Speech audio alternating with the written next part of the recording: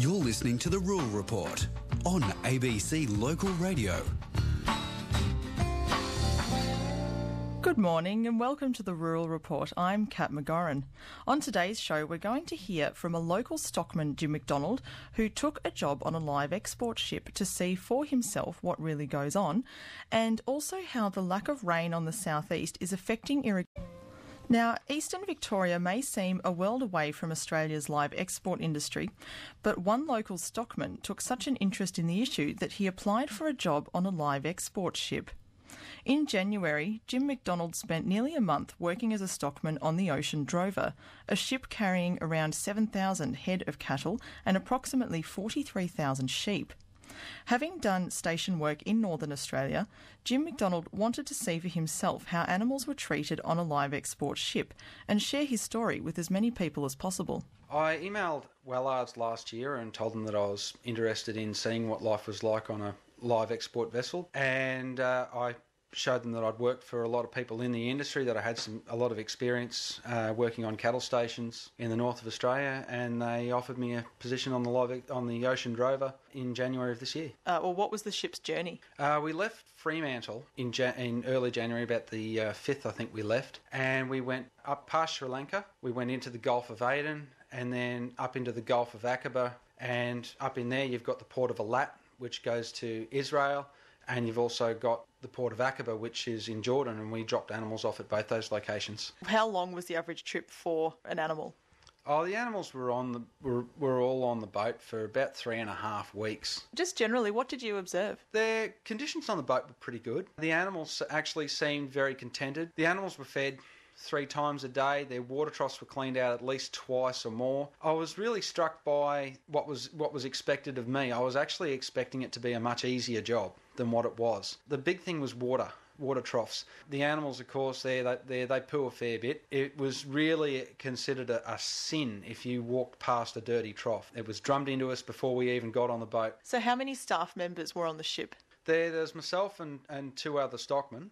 That were the Australian stockmen. We had the AQUIS accredited vet as well, and we were the team that was sort of looking after the animal welfare. And then there were roughly 45 other people on board the ship. The bulk of the crew were, of course, the Filipino stockmen, and they worked up and down the decks, cleaning the animals troughs, and feeding the animals, and spreading out sawdust and things like that. What about the living quarters for the animals? What were they like? Not unlike what you'd see at a sale yard. They're small. The animals are divided into small pens all the way along the ship, and that's to help make it easy to identify where they are. And every pen is numbered. So on my rounds, I might spot an animal that I thought was suspect. Something that didn't look quite right. I couldn't put my finger on whether the animal was sick or not. You'd write down the animal's tag number, because they're all actually individually tagged, and you would write him down in your book, and then you say, well, I'll come back in a few hours and check on him. When you say that, I guess, living area is comparable with a sale yard, is that one of the more modern sale yards, or the sort of older one where they tended to be a little bit more cramped and with a hard floor? It's probably more like a modern sale yard. We actually put sawdust down for the animals. Does putting down the sawdust sort of negate the effect of the hard concrete on their muscular system? They tend to lie down more than anything. A lot of the time they'll sit down and chew their cud. They get pretty contented, especially after we wash out. We put the sawdust down, and that helps to provide a bedding for them, and they'll sit down on that, and they're usually very happy. What you observed was, you believe, fairly high standards. I think what I observed was quite excellent standards, really. The animals, they were pretty contented. They were always up eating. They didn't seem to get seasick at all. They'd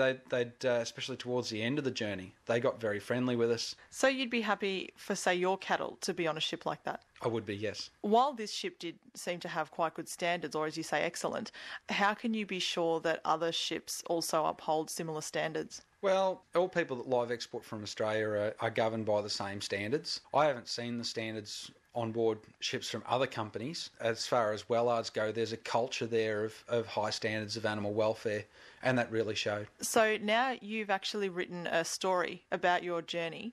Are you hoping to get some broader coverage? I'd really like to see some balance come into the mainstream media as far as live export is concerned. Everything we see in the mainstream media is actually quite biased against live export. It's being taught to a lot of people that it's common knowledge that cruelty occurs on live export boats, and that's just simply not true. So I'd like to challenge the mainstream media to actually restore some balance and actually do some positive stories and show things in a more truthful light. How do you think, say, social media is impacting on the animal rights and animal welfare debates? We've learned a lot of our tactics from them. There we've got a group on Facebook called Ask an Aussie Farmer. And we go on there and we endeavour to answer questions for city people in a factual way so that they can get the facts of the argument. That was Jim McDonald giving us just a snapshot of his time on the Ocean Drover live export ship. It's coming up to 6 minutes to 7 on ABC.